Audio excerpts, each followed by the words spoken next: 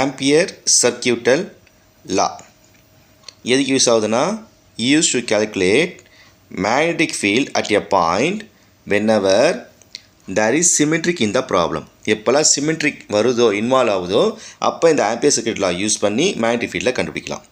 So அது எப்படி போகிறதுன்னு பார்க்கலாம். இது கரண்ட் கேரிங் கண்டக்டர், சரியா?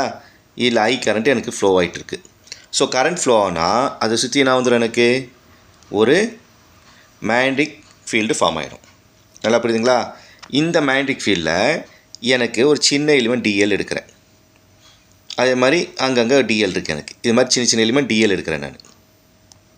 ஸோ இந்த எலிமெண்ட்டில் எவ்வளோ மேக்னெட்டிக் ஃபீல்டு வருது அப்படின்னு நான் கண்டுபிடிக்கணுன்னா ஜஸ்ட் என்ன பண்ணணும், நான் பி இன்ட்டு டிஎல் பண்ணால் போதும். B into DL, B and DL மல்லே பண்ணால் அப்போ இதில் எவ்வளோ மேக்னெட்டிக் ஃபீல்டு நான் கண்டுபிடிச்சிடுவேன். இது மாதிரி எனக்கு நிறைய இருக்குது, சரியா? அப்போ சம்மேஷன் ஆஃப் பிடிஎல் போடணும், நான் எல்லாத்தையும் ஆட் பண்ணணும். இது எனக்கு எவ்வளோ இருக்கும், எக்கச்சக்கமாக இருக்குது. ஸோ இது காம்ப்ளிகேட்டடாக இருக்கும். இதை சிம்பிளை பண்ணுறது தான் ஆம்பியர் சர்க்யூட்டர். ஆம்பியர் என்ன பண்ணுறாருன்னா ஒரு ஃபார்முலா கொண்டு வர்றாரு, mu not times current. So இதில் எவ்வளோ கரண்ட் போகுது அதை மியூ நாட்டில் மல்லே பண்ணுங்கள் அப்படின்றாரு. ஸோ இந்த சம்மேஷன் நான் எடுக்கணுன்னா இன்டகிரேட் போட போகிறேன்.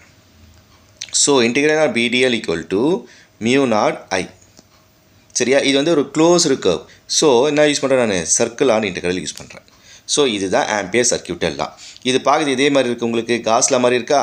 So phi equal to q by epsilon, இதான் வந்து காஸ்லா. ஸோ காஸ்லாவும் ஆம்பியர்ஸ் எல்லாம் ஒரே மாதிரி இருக்கும். ஸோ அதான் ஃபஸ்ட்டு பாயிண்ட்லேயே கொடுத்துருப்பான்.